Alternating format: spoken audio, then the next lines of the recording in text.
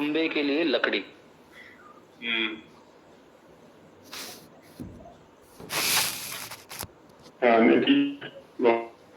आचार्य जी, एक उदाहरण ऐसे ही मैंने तैयार किया था, पता नहीं सही है कि गलत। विद्यालय को बोल सकते हैं हम, चतुर पुरुष, विद्यालय, विद्यालय। बोल सकते हैं। अच्छा, सामान्य रूप से षष्ठी तत्पुरुष में आता है ये। अच्छा, विद्या संबंधी आलय, क्योंकि चतुर्थी तत्पुरुष की थोड़ी अपनी मर्यादा है। जैसा कल संकेत किया गया था कि जहां पर प्रकृति विकृति भाव संबंध होता है, कोई चीज किसी चीज से निर्मित होता है, जैसे यूपाय दारू, यूप माने खंबा, दारू माने लकड़ी, तो दारू से खंबा बनता है, तो दारू लकड़ी जो है वो खंबे के लिए है। तो दारू क्या है? ये प्रकृति, और यूप क्या है? विकृति। तो जहां इस प्रकार का संबंध होता है वहां चतुर्थी तत्पुरुष होता है, तो अन्यत्र षष्ठी तत्पुरुष होगा। जी रजनी जी कुछ कहना चाह रही हैं? जी आचार्य जी, मैं सुन नहीं पाई थी, नेट डिस्कनेक्ट हुआ था। कर्णेन बधिर तत्कृत नहीं होगा नहीं, ना? नहीं, नहीं, वो नहीं होगा जी, वहाँ यही होगा ना, कोई साधन होना चाहिए, उसी के द्वारा जब होगा तभी माना जाएगा। हाँ जी, हाँ जी, वो तो ये नांग विकारा के हृदय में जाएगा। जी जी, हाँ जी, जी कीर्ति जी बोलिए। गुरु जी बताए थोड़ा सा तत्पुरुष समास के बारे में। बताइए। प्रायण उत्तर पद प्रधान तत्पुरुष है ना, इस समास में उत्तर पद प्रधान होता है, उसे तत्पुरुष समास कहते हैं। जी। तत्पुरुष शब्द का विग्रह दो तरह से हो सकता है, एक तस्य पुरुषः तत्पुरुषः और एक सह पुरुषः तत्पुरुषः। इस द्विविध विग्रह के अनुसार तत्पुरुष समास के दो भेद हो गए, एक व्यधिकरण तत्पुरुष और एक समानाधिकरण तत्पुरुष। व्यधिकरण तत्पुरुष मतलब यह है कि जिस तत्पुरुष समास में प्रथम पद और द्वितीय पद दोनों भिन्न भिन्न विभक्तियों में हो, तो उसे व्यधिकरण तत्पुरुष समास कहते हैं। और समानाधिकरण तत्पुरुष को ही कर्मधारय समास भी कहते हैं। मतलब समानाधिकरण तत्पुरुष का मतलब है कि जिस तत्पुरुष में प्रथम तथा द्वितीय दोनों पद एक ही विभक्ति में हो, उसे समानाधिकरण तत्पुरुष समास कहते हैं। इसी को कर्मधारय भी कहते हैं गुरु जी। बिल्कुल बिल्कुल बिल्कुल, बहुत अच्छा समझाया आपने। ये समानाधिकरण तत्पुरुष भी होता है और व्यधिकरण भी। कर्मधारय के अतिरिक्त बाकी सब समास तत्पुरुष जो है वो व्यधिकरण में चले जाएंगे। जी गुरु जी। ठीक, बहुत सुंदर। चलिए, और किन्हीं का कुछ विचारणीय तो नहीं है? आचार्य जी। जी करुणा जी।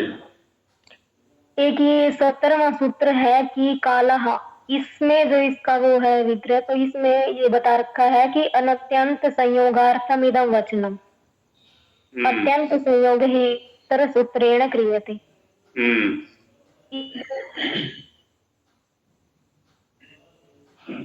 तो वहां जो कहा गया ना 27वां सूत्र है, 17वां नहीं 27वां। जी जी 27वां। तो आगे जो कहा हुआ अत्यंत संयोग में है, तो अत्यंत संयोग माने कृत्स्न संयोग, संपूर्ण जितना काल वहां लिया गया है किसी घटना का, किसी क्रिया का, उस संपूर्ण के साथ संबंध होने पर अत्यंत संयोग है। और जो काला सूत्र की प्रवृत्ति होगी वो वहां होगी जहां पर कृत्स्न संयोग नहीं है, थोड़ा बहुत संयोग है, तो उसके लिए ये प्रयोग हो जाएगा। ऐसे दो प्रकार के उदाहरण यहाँ पर बनेंगे। जी, और एक आचार्य जी सूत्र है अन्नेन व्यंजनम, और इसमें के बाद है भक्षेण मिश्रीकरणम। तो यहाँ पे आचार्य जी 34वें सूत्र में मिश्रीकरण, इस शब्द का मतलब शब्द से कह दिया जाएगा, तब होगा यहाँ पे। लेकिन गुणगाना या फिर दध्योदनम में उपसिक्ता की जगह मिश्रा होगा, तो तब कैसे पता करेंगे कि दध्योदनम में या फिर गुड़ दानम, क्योंकि भाव तो दोनों का वही है कि दही मिला हुआ चावल या फिर गुड़ मिला हुआ धान। माने दध्युपसिक्ता ओदना ये अन्येन व्यंजनम से लिया आपने, जी और गुड़ मिष्टा धाना ये भक्षेण मिश्रीकरणम से लिया। जी तो दध्युपसिक्ता ओदना कुछ वैसी स्थिति में है जैसे हम प्रतिदिन चावल खाते हैं, तो चावल के ऊपर से दही डाल करके या दाल डाल करके, ये ठीक है कि बाद में मिला करके ही खाते हैं, तो ये उपसिक्त जैसी स्थिति हो गई जो ऊपर से डाल के खाया जाता है। गुड़धाना में वैसी स्थिति नहीं है। जैसे सर्दियों में ये मिलते हैं, हमें रेवड़ी मिलती है, गज्जक मिलती है ना, ये हमें 34वें सूत्र के उदाहरण के रूप में मिलेंगे। गुड़धाना कह लें या गुड़ तिला कह लें, है ना, उनको मिला करके खाया जाता है या साथ साथ पका करके खाया जाता है। ऐसी कुछ स्थिति भक्षेण मिश्रीकरणम की बनेगी। और जो प्रतिदिन भोजन में खाते हैं ना ऊपर से डाल के, वो अन्येन व्यंजनम, क्योंकि अन्येन व्यंजनम में क्या है ना, अन्न मुख्य भोजन हो गया, ओदन आदि, और व्यंजन वो जो कि उसमें मिला के खाया जाए, ऊपर से डाल के खाया जाए। जबकि भक्षेण मिश्रीकरणम में दोनों ही हैं वो, तो दोनों को मिला करके, है ना, जैसे लड्डू आदि के रूप में है, जिस भी रूप में है, वहां व्यंजन और भोजन जैसी स्थिति नहीं है जैसी कि पूर्व सूत्र में है। पूर्व सूत्र में एक प्रधान है, एक गौण है। व्यंजन सहयोगी द्रव्य है, मुख्य नहीं है, मुख्य हो गया ओदन वहां पर। तो ये मौलिक भेद है दोनों में। जी आचार्य। हाँ जी, चलिए। हाँ जी, कामिनी जी। आचार्य जी, एकत्रिंशत् सूत्रे कथ्यते यत् तृतीकरणे कृताबौलम, जी अत्र भवान् कथ्यते कि प्रकृति विकृति भाव वर्तते। नहीं, अत्र किम वर्तते। चतुर्थी तदर्थार्थ, चतुर्थी तदर्थार्थ अत्र वर्तते। कर्तृकरणे कृताबौलम अत्र प्रकृति विकृति भावो नास्ति। एक निमिष आचार्य जी। अत्र तो उच्यते पांच सूत्र पंचत्रिंशत्तमे सूत्रे चतुर्थी तदर्थार्थ तदर्थ। तो अत्र एक उदाहरण अस्ति गोहितम, तो अत्र अपि प्रकृति विकृति वर्तते। न तत्र तो हितशब्दः पृथक्तया पठ्यते न सूत्रे। तदर्थार्थ, तदर्थ में केवल तदर्थ शब्दे केवलं प्रकृति विकृति भावः स्वीक्रियते, अन्यत्र तो शब्द एव साक्षात् पठ्यन्ते। अर्थ, बलि, हित शब्दः साक्षात् पठ्यते। तत्र केवलं तदर्थ संबंधे। कर्तृकरणे कृता बहुलम तत्र तु उच्यते कर्तरि करणे च या तृतीया तदन्तं समर्थं सुबन्तं कृता कृदन्तेन स समस्यते तत्पुरुषस्य समासो भवति। नख निर्भिन्नः, नखे निर्भिन्नः, नख निर्भिन्नः, अहिहतः, अहिनाहतः, अहिहतः इत्यादिकाः तत्र भवन्ति। तो युपाय दारू और शब्द से, जैसे दारू और यूप है, तो ये इसमें प्रकृति विकृति तो है ना भाव इसमें। खंबे के लिए लकड़ियों। चतुर्थी तदर्थ, तदर्थ के अंदर आ गया यूप के लिए दारू। तो ये जो तदर्थ है, तस्मै इदम तदर्थम, उसके लिए यह, ये इस व्यवहार में जो समास होगा वो प्रकृति विकृति भाव में होगा। जब कोई प्रकृति विकृति के लिए होगी, जैसे दारू प्रकृति, यूप विकृति, तो दारू प्रकृति यूप विकृति के लिए है, ऐसी स्थिति में समास होगा। कुंडल, हिरण्य, आदि आदि यहाँ बन जाएंगे। अक्षराकाणे तत्कृतेन समासकेन अस्ति। नहीं, तत्र नास्ति न तथा। यतो हि अक्षराकाण अक्षि इति एकम् अंगं वर्तते, काणः इति एकः गुणः वर्तते।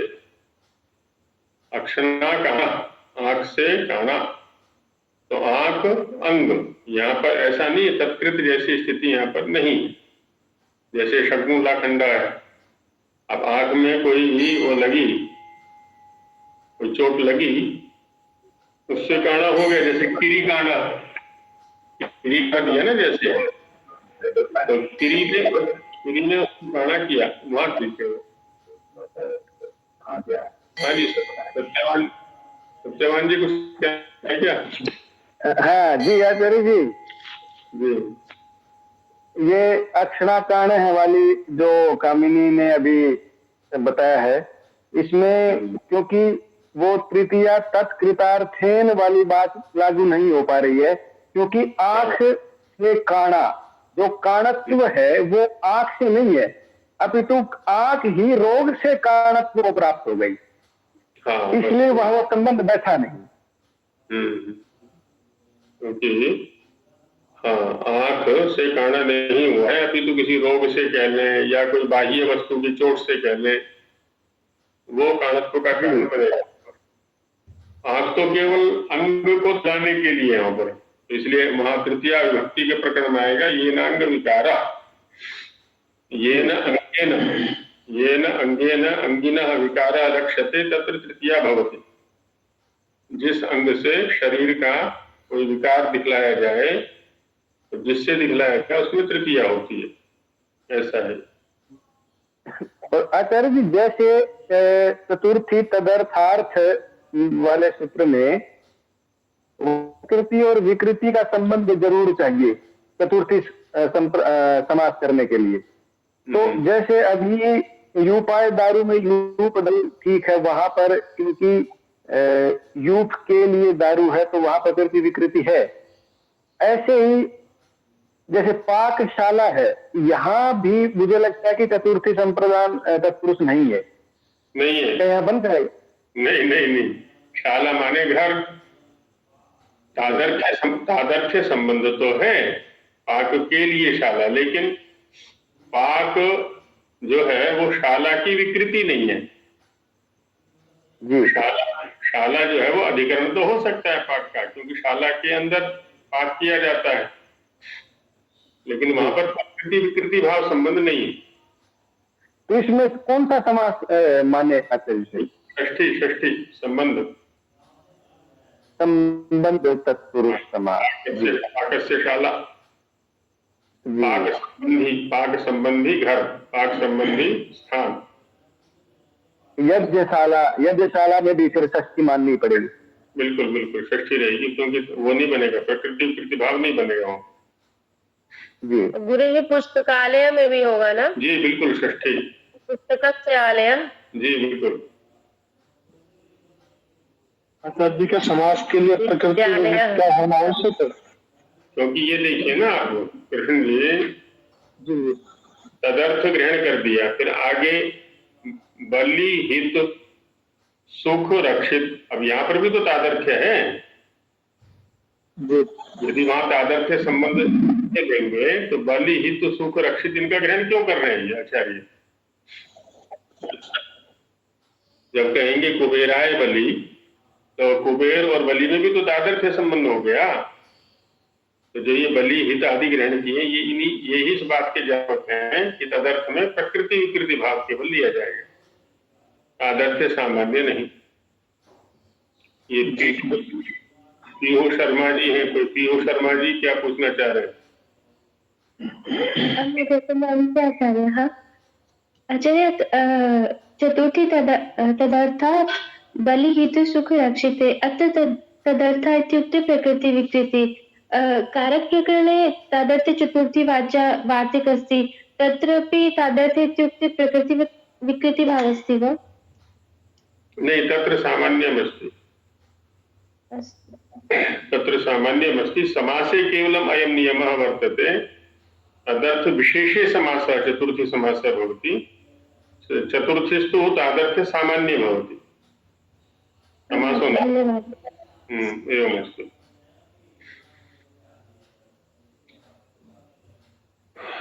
तो आगे बढ़ा जाए। हाँ जी, तृतीय तत्पुरुष में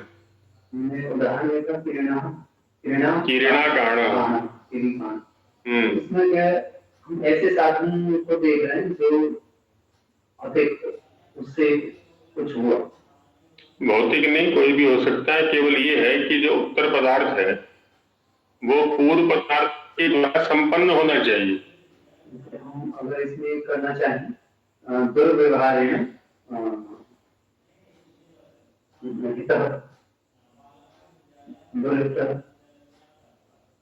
यहाँ कोई साधन नहीं तो हो पाएगा। दुर्व्यवहारेण हितः नहीं, ये जो बनेगा नहीं संबंध, वैसे तत्कृत संबंध होना चाहिए। जो तृतीयांतार्थ है उसके द्वारा उत्तर पदार्थ संपन्न होना चाहिए। तो देख रही है, लेकिन शब्द शायद नहीं बन पा रहा है। दुर्व्यवहार से दुर्व्यवहारेण वैरम, लिख रह सकते हैं अभी तो। हाँ, तो ऐसा कुछ बन सकता है। तो वहाँ साधन की आवश्यकता नहीं। ये साधन बनना है यहाँ पर, ये दुर्व्यवहार वैर जो बना है दुर्व्यवहार के कारण से बना है। साधन का वो वर्गीकरण हो गया, तो ऐसा होगा जिसको भी हम देख सकते हैं, छू सकते हैं। उससे कोई लेना देना नहीं है यहाँ पर, बस वो साधन साध्य भाव संबंध होना चाहिए। जी सत्यवान जी या राकेश जी कुछ कहना चाह रहे हैं? अरे ये काणा का जो गुण का कहा गया है वही एक कर्म से, तो अगर जैसे किसी का जब मुक्का लगा या जैसे तो मुक्के की जो है मुष्टि अर्थ होता है ना शब्द, कह सकते हैं मुष्टि ना काणा है, मुष्टि काणा है कह सकते हैं। नहीं, मुष्टि या काणा कहा जा सकता है।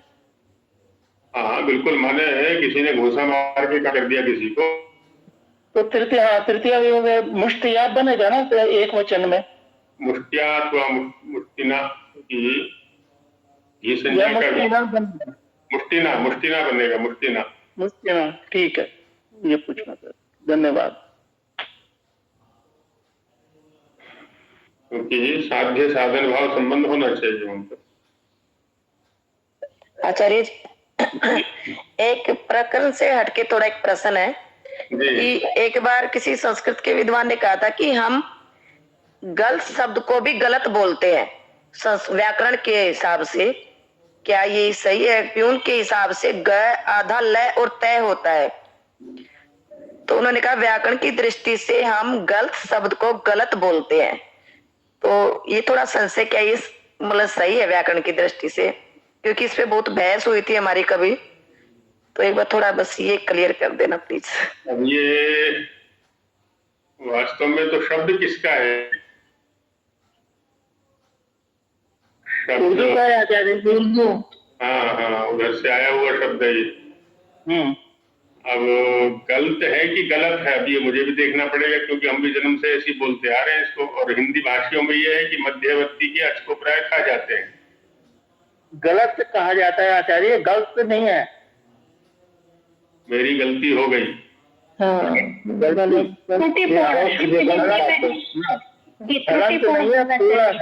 अपनी भाषा बोलते हैं तो उसका हलंत ही दिखता है, गलत बात है, गलत बात नहीं बोलता, गलत बात ऐसा बोलते हैं। यूपी में गलत नहीं बोलते, हरियाणा में गलत बोलते हैं, यूपी में गलत बोलते हैं। तो इसका या तो कोश देखूंगा मैं, उर्दू हिंदी वाला जो कोश है उसमें देख करके स्पष्ट करेंगे इसको, क्योंकि दोनों ही प्रकार का उच्चारण सुनने आता है। या तो जो हमारे पुराने लोग बैठे हुए हैं, सुरेंद्र जी हैं दिल्ली से, गलती होता है, गलती।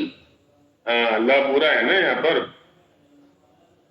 गलती पंजाबी लोग गलत बोलते हैं, बाकी हिंदी भाषी लोग, बिहार आदि के लोग, यूपी के लोग गलत ही बोलते हैं और लिखते भी हैं। और टीचर भी चेक करती है तो गलत को सही चेक करती है, और गलत लिख देंगे तो नंबर काट लेगी टीचर। नहीं, वो व्याकरण के ज्यादा ही है, मैं इसलिए थोड़ा पूछ रही थी बस, बाकी तो सबका क्षेत्र बाजू। अकारांत है। उर्दू शब्द में क्या चर्चा करें? हाँ, गलत यही शुद्ध माना जाता है, गलत। पंजाबियों पे आक्रमण बहुत होते रहे हैं, उनके पास समय बड़ा कम था तो वो जल्दी जल्दी बोलते थे। ठीक बात है। नहीं, विद्वान ने भी आपके सामने रखा, ये कामरी जी के सामने या जिसपे जहां भी बहस हुई है, वहां पर भी यही कहा ना, गलत शब्द को भी हम गलत बोलते हैं। हाँ जी, उन्होंने लाइन बोली कि हम गलत शब्द को गलत बोलते हैं। हाँ, इसका मतलब ये हुआ कि गलत शब्द उनकी दृष्टि में भी ठीक है। गलत शब्द ठीक नहीं है, गलत शब्द ही ठीक है उनकी दृष्टि में भी। तभी वो कह रहे हैं कि गलत शब्द को भी हम गलत बोल ठीक है बोलते हैं। इसका मतलब गलत ये शब्द ठीक है उनकी दृष्टि में भी। और लिखने में भी यही अधिकतम जो शुद्ध है उसमें आता है गलत। चलिए आगे बढ़ते हैं।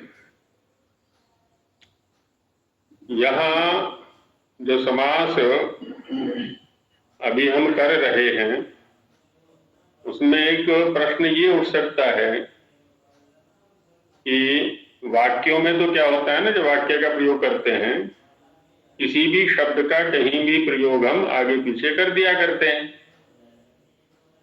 राज्य पुरुषः राज्यः, ग्रामं गतः ग्रामं, कष्टम शितः कष्टम आदि आदि कर दिया करते हैं। लेकिन समास में ऐसा नहीं कर सकते। समास में एक नियत व्यवस्था है, हालांकि वाक्य में भी नियत व्यवस्था है। वाक्य में भी ऐसा नहीं है कि मनमाने ढंग से हम कुछ भी कर देंगे, और वहां की जो नियत व्यवस्था है वो सूक्ष्म है। और यहाँ जो समास के अंदर पदों की व्यवस्था है, शास्त्रीय स्तर पर भी उसको एक नियम दिया गया है।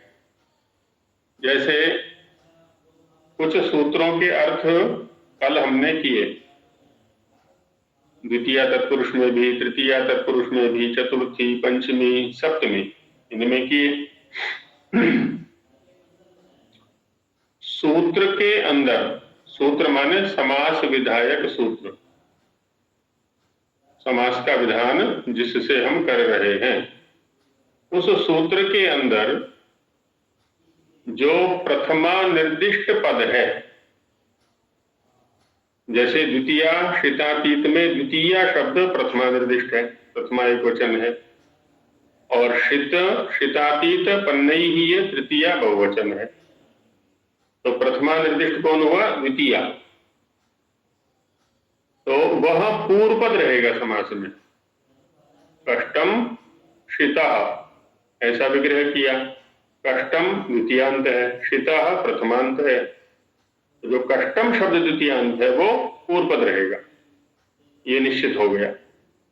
ऐसे तृतीया समास में तृतीयांत पूर्व पद रहेगा, चतुर्थी समास में चतुर्थ्यंत पूर्व पद रहेगा, पंचमी भयेन पंचम्यंत पूर्व पद रहेगा, सप्तमी शौंडे ही सप्तम्यंत पूर्व पद रहेगा। ये नियत है। और वाक्य में क्या होता है, वक्ता जिस अर्थ को प्रधानता देता है उसका प्रथम प्रयोग किया करता है। कभी भी हम देख सकते हैं वक्ता, है ना, वक्ता के ऊपर बात है, जिस अर्थ को प्रधानता देगा उसका पहले प्रयोग करेगा, बाकी क्रमशः गौण होते चले जाएंगे। जैसे अभी हम यहाँ 25 व्यक्ति बैठे हुए हैं, 25-30 व्यक्ति बैठे हुए हैं, और सबसे उनके अपने परिवार का परिचय पूछा जाए, आपके परिवार में कितने सदस्य हैं और कौन कौन है, तो एक स्वाभाविक सी प्रवृत्ति वहां काम करेगी प्रत्येक व्यक्ति के साथ में कि जिस व्यक्ति के प्रति अधिक लगाव है, स्नेह के कारण से, आदर के कारण से, स्वाभाविक रूप से उसका नाम सबसे पहले आएगा। दूसरे क्रम पर उसका नाम आएगा जिसके प्रति थोड़ा पहले वाले से कम लगाव है, फिर ऐसे आगे क्रम बनता चला जाएगा शब्दों में। सिद्धांत की दृष्टि से हालांकि पहले कर्ता का प्रयोग है, फिर कर्म है, फिर करण है ना, ऐसे क्रम से करते हैं। सबसे बाद में क्रिया का प्रयोग होता है, लेकिन कभी कभी क्रिया का पहले प्रयोग हो जाता है, कर्ता आदि जो है वो बाद में जाते हैं। तो जब क्रिया की प्रधानता होती है तो क्रियापद का पहले प्रयोग हो जाएगा, या अन्य जितने भी वाक्यस्थ पद हैं, वाक्य में प्रयोग होने वाले पद हैं, प्रधानता के आधार पर भी उनमें पौर्वापर्य बन जाया करता है। समास में ये चीज नियत है, निश्चित है कि यही पूर्व पद रहेगा और यही उत्तर पद रहेगा। तो उसको हम मोटी सी पहचान है सूत्र के द्वारा यदि देखेंगे तो सूत्र के अंदर जिसको प्रथमा से निर्दिष्ट किया गया है, समास में वह पूर्व पद रहेगा। ऐसी ये मोटी सी पहचान हो जाती है। तो विभक्ति निमित्तक तत्पुरुषों में द्वितीया, तृतीया, चतुर्थी, पंचमी और सप्तमी ये हो गया था। षष्ठी तत्पुरुष जो समास है वो है द्वितीय पाद में, द्वितीय अध्याय के द्वितीय पाद में देखिए 8वां सूत्र है षष्ठी, है ना, 2 2 8। अब यहां पर भी वो पहले वाले सारे पद आ रहे हैं, समर्था, पद विधि, सुप, सह, सुपा, समासः और तत्पुरुषा। अन्यत्र हमने देखा था दोनों प्रकार के पदों का निर्देश था, पूर्व पद का भी और उत्तर पद का भी। यहां पूर्व पद का तो निर्देश है लेकिन उत्तर पद का निर्देश नहीं है। इसका मतलब कोई भी उत्तर पद हो सकता है, कोई सीमा नहीं है। जैसे अभी हम तादर्थ्य में देख रहे थे, तो तादर्थ्य वाले शब्द यहाँ षष्ठी में भी आ जाएंगे, तो इसलिए सूत्र का अर्थ बनेगा, सत्यवान जी करेंगे षष्ठी सूत्र का अर्थ सारे पदों को लेकर के।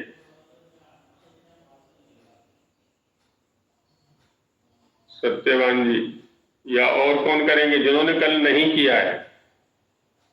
जिन्होंने कल कर दिया उनसे अतिरिक्त और कोई करेंगे षष्ठी सूत्र का अर्थ? जी आचार्य जी करके देखो।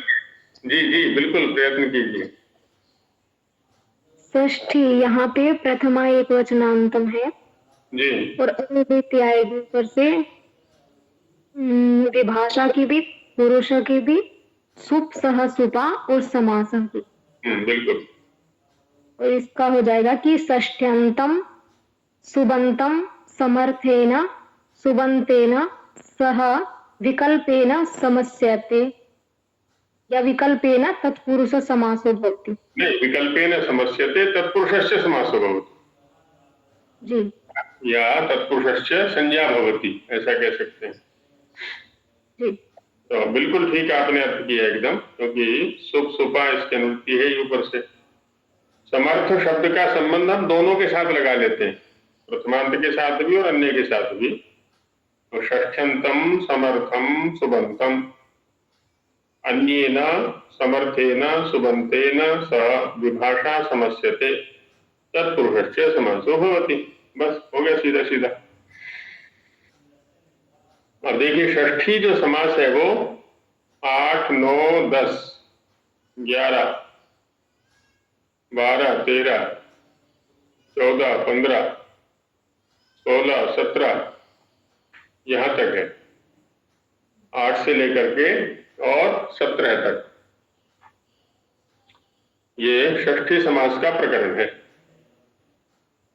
तो षष्ठी समास का जो प्रवृत्ति क्षेत्र है वो तो बहुत अधिक है। अब जैसे राजपुरुष हम करते ही हैं, षष्ठ्यर्थ बहुत सारे होते हैं। और जैसे राजपुरुषा में षष्ठ्यर्थ क्या रहेगा? स्वस्वामी भाव संबंध। राजा स्वामी है और पुरुष जो है उसका स्व है, सेवक आदि है। ऐसे ही वृक्षस्य पत्रम, यहाँ अवयवा अवयवी भाव संबंध है आदि बहुत सारे प्रयोग मिलेंगे। बिल्व पत्रम, बिल्वस्य पत्रम, बिल्व पत्रम, निम्ब पत्रम, निम्ब फलम, कहीं पर भी ले जा सकते हैं। पूर्व पद यहाँ पर षष्ठ्यंत रहेगा और निश्चित रूप से उत्तर पदार्थ की ही प्रधानता रहेगी यहाँ पर भी। तो इस प्रकार से ना ये षष्ठी तत्पुरुष हो जाएगा। उसकी अनेक परिस्थितियां यहाँ पर गिनाई हुई है इसमें सूत्रों में। कुछ परिस्थितियां ऐसी है जहां पर कि षष्ठी तत्पुरुष समास नहीं होता है माने वहां वाक्य का ही प्रयोग होता है, तो उन परिस्थितियों को आगे गिना रखा है। अब हम चलेंगे कर्मधारय के जी। षष्ठी के जो भेद स्व स्वामी जन्य जनक ये लिखवा देंगे क्या? भाष्यकार ने कहा है 100 षष्ठ्यर्था। अच्छा, षष्ठ्यर्थ सैकड़ों है जी। इनको ढूंढ तो चले जाए। अवयवा अवयवी भाव संबंध है या स्वस्वामी भाव संबंध है, जन्य जनक है, जन्य जनक भाव संबंध है, ढूंढते चले जाए। बहुत सारे हैं, सैकड़ों हैं। मतलब जितने मिल जाएंगे उतने ही गिनते जाएं बस। लेकिन उतने गिनते चले जाए, बहुत सारे। किसी ने संग्रह भी किया था, मिलेगा तो मैं इसको वर्ग में डाल दूंगा, उसमें से देख लेंगे। संग्रह भी किसी ने किया था कि कैसे ये 101 षष्ठ्यर्थ बनते हैं। तो जितने हमारे आसपास के परिचय में मिल सकते हैं आप लोग देख सकते हैं। तो इस प्रकार ये विभक्ति निमित्तक तत्पुरुष हमारे हो जाते हैं सभी। द्वितीया, तृतीया, चतुर्थी, पंचमी, षष्ठी, सप्तमी, ये है। अब जैसा कामिनी जी ने कहा था, तत्पुरुष शब्द का व्याख्यान करते हुए सचासव तत्पुरुष, सचासव पुरुषः और तस्य पुरुषः, ये जो व्यधिकरण और समानाधिकरण शब्द हैं ये भी बार बार आ रहे हैं। तो इनसे भी संभव है जो अभी नए प्रवेश कर रहे हैं उनको थोड़ा विचलन हो रहा हो कि ये समानाधिकरण व्यधिकरण क्या होता है। तो इनको स्पष्ट कर लेते हैं आगे, चूंकि इनका उपयोग आने वाला है। अधिकरण का अर्थ होता है यहाँ पर, अधिकरण कई अर्थों में प्रयोग होता है। अभी चूंकि हम समास प्रकरण में खड़े हुए हैं और समानाधिकरण व्यधिकरण आदि शब्द हमारे सामने बार बार आ रहे हैं, तो इसी प्रसंग में केवल व्याख्यान किया जा रहा है। बाकी जैसे जैसे अन्य अर्थ वाला अधिकरण शब्द आएगा उसको वहां स्पष्ट करेंगे। हाँ जी, सत्यवान जी कुछ कहना चाहते हैं या आर्ष कन्या वाले कुछ कहना चाहते हैं? आचार्य जी, यहाँ पर मतलब षष्ठी शेषे को बाद में क्यों पढ़ा है? षष्ठी शेषे को बाद में क्यों पढ़ा है? शेष शब्द का क्या अर्थ होता है? बचा हुआ। हाँ, तो बस तो बचा हुआ तो बाद में ही रहता है, पहले तो आता ही नहीं कभी। तो यहाँ पर पहले सप्तमी को पढ़ा है, उसके बाद षष्ठी को पढ़ा है। हाँ, यही तो है ना। किसी चीज का वर्गीकरण कई प्रकार से किया जा सकता है। तो जहां विशेष की अपेक्षाएं थी उनको पहले विधान कर दिया, और जहां विशेष की अपेक्षा नहीं है वो शेष कोटि में रह गया, तो इसलिए उसको बाद में रख दिया है। क्योंकि षष्ठी का जो प्रवृत्ति क्षेत्र है बड़ा व्यापक है। लेकिन गुरुजी विशेष तो मुझे लगता है यही है, क्योंकि सब बहुत व्यापक है इसका क्षेत्र।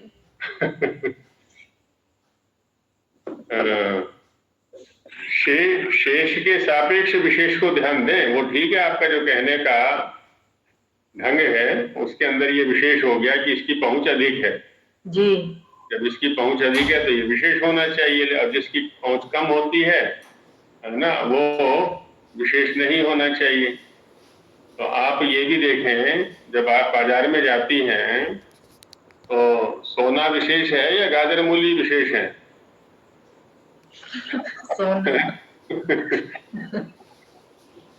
लेकिन उस समय के अनुकूल जो भी। तो वही है यहाँ पर भी हमारे माने व्याकरण के अंदर भी क्या है ना, जिसका प्रवृत्ति क्षेत्र कम होता है उसको उसका मूल्य अधिक होता है, प्रवृत्ति क्षेत्र अधिक होता है तो उसको उत्सर्ग या सामान्य कोटि में रखा जाता है, उसको उत्सर्ग या सामान्य कहते हैं उसको। जी।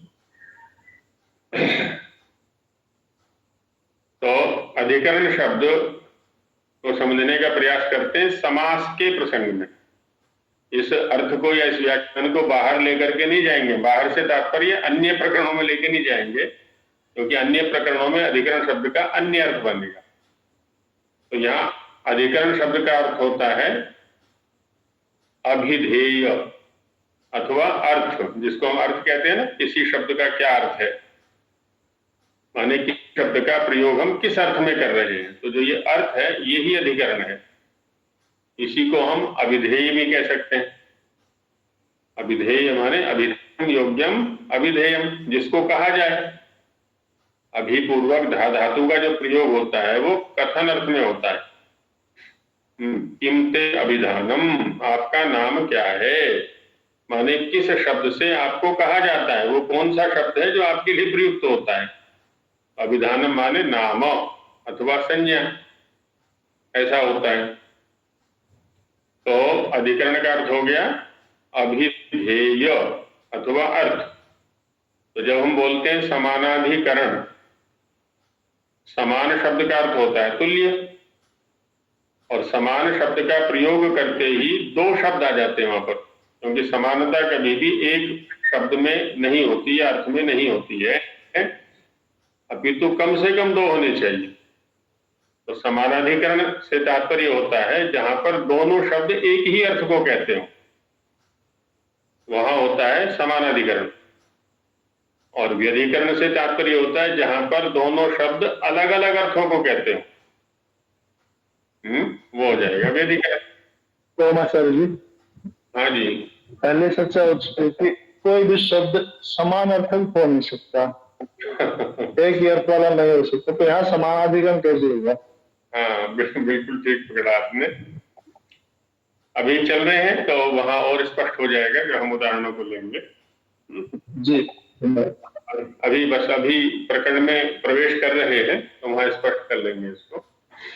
अच्छा, इसको हम थोड़ा और स्थूल दृष्टि से समझना चाहें व्याकरण के स्तर पर, हम ये भी कह सकते हैं जब समान विभक्ति वाले दो पद प्रयुक्त होते हैं तो वो समानाधिकरण, समास के प्रसंग में समान विभक्ति वाले यदि दो पद एक साथ प्रयुक्त होते हैं तो वो समानाधिकरण, और भिन्न विभक्ति वाले, अलग अलग विभक्ति वाले यदि प्रयुक्त होते हैं तो वो व्यधिकरण।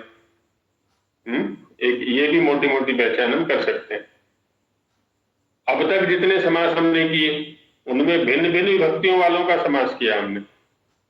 कष्टम क्षितः, टंकुलया खंडः, यूपाय दारु, अक्षेषु शौंडः, राज्यः पुरुषः, अलग अलग विभक्ति वाले हैं दोनों पर, एक विभक्ति वाले नहीं है, और इसलिए उनके अर्थ भी अलग अलग हैं। कष्ट का अपना अर्थ है, शीत का अपना अर्थ है, यूप का अपना अर्थ है, दारू का अपना अर्थ है ना, सभी शब्दों में ऐसा ही। ये एक अलग बात है कि जब वो समास को प्राप्त हो जाते हैं तब परस्पर मिलकर के किसी समुदित अर्थ को कहते हैं, लेकिन वहां पर भी क्या है, समुदित अर्थ हो गया, ठीक है नहीं। तो ये क्या है ना, व्यधिकरण में है सारे के सारे। अभी तक हमने समानाधिकरण में कोई नहीं देखा है। समानाधिकरण में हम अब आगे प्रवेश करेंगे तो हम चलते हैं द्वितीय अध्याय के प्रथम पाद के 48वें सूत्र में, जैसे कि 48वां सूत्र है, और देखिए वहां पर पड़ा हुआ है समानाधिकरणेन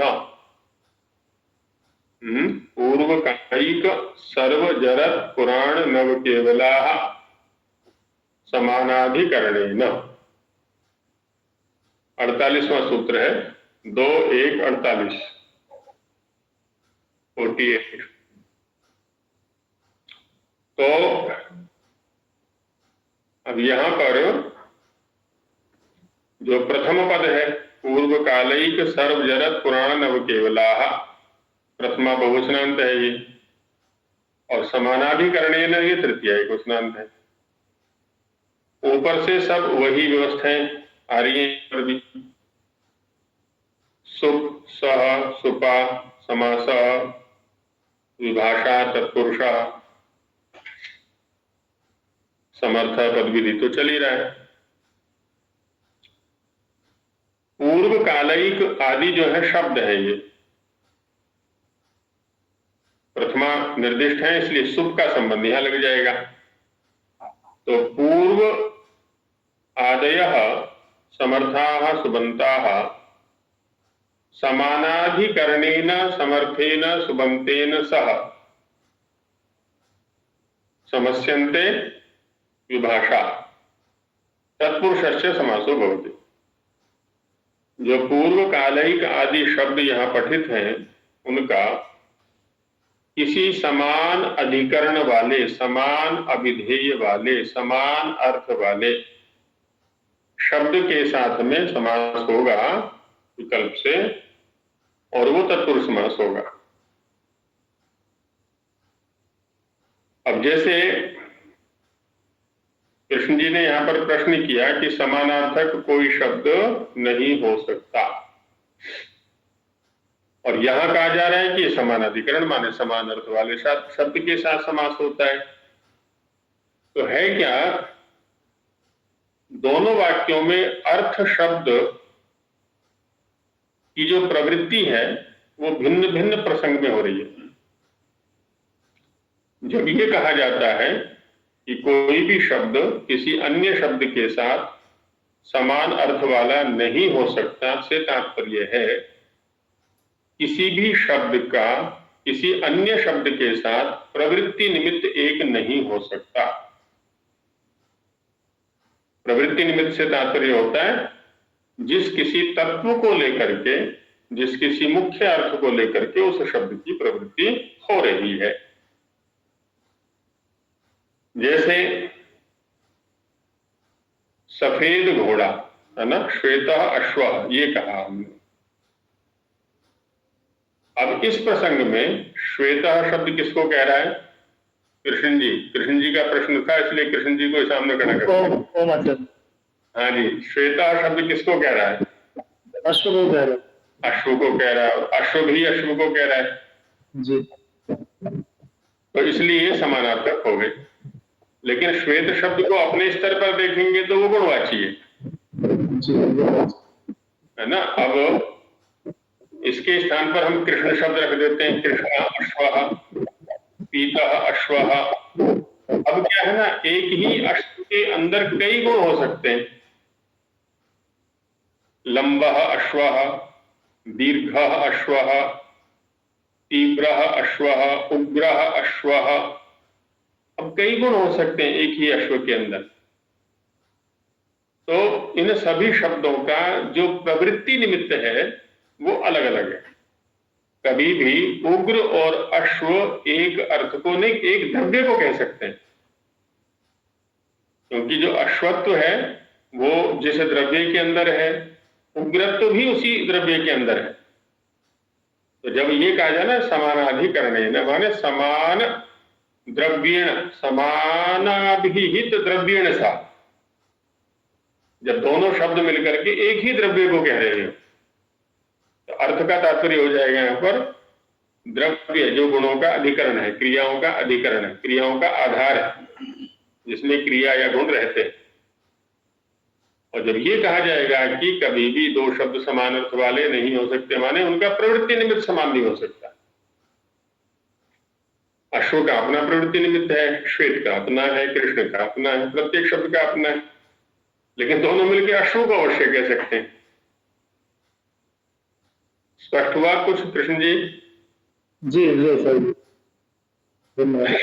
तो ऐसे दार्शनिक जगत में भी, शास्त्रीय स्तर पर भी ऐसे बहुत सारे स्थल मिलेंगे जहां पर हमें परस्पर विरोध दिखाई पड़ता है। तात्विक स्तर पर विरोध होता है, स्थूल विरोध होता है।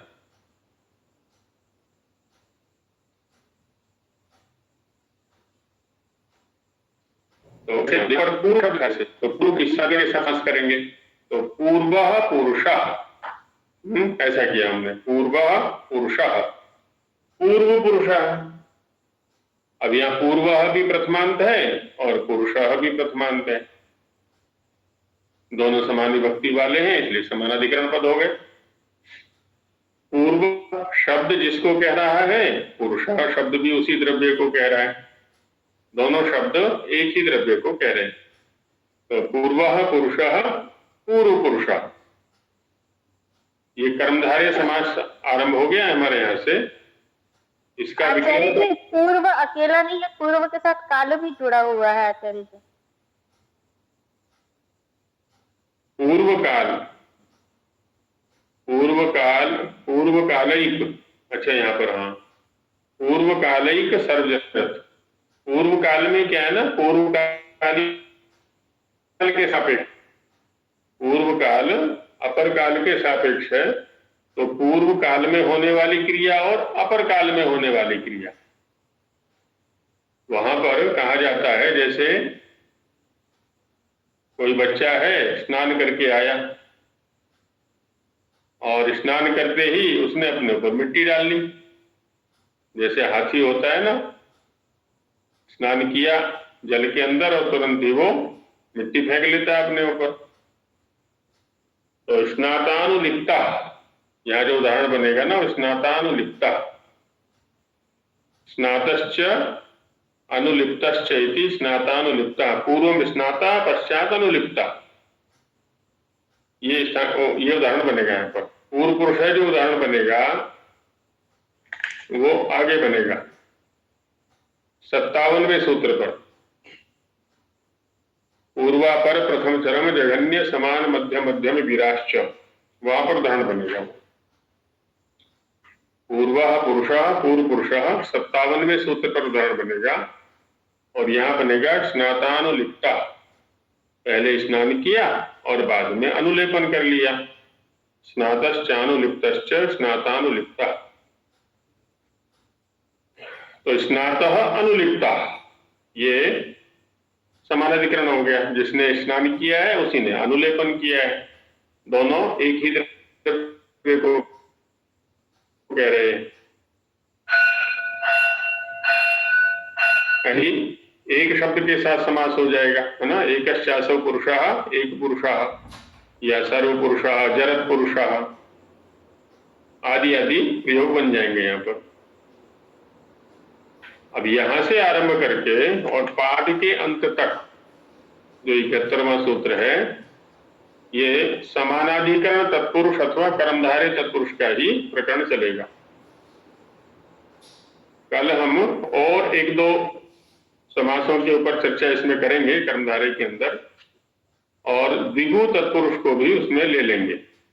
द्विगु भी चूंकि इसी के अंतर्गत आता है। अभी समय हो गया है तो यहीं विराम लेते हैं। मंत्र पाठ। ओम सहना भवतु सहनौ भुनक्तु सह वीर्यं करवावहै तेजस्विनावधीतमस्तु मा विद्विषावहै। ओम शांति शांति शांति।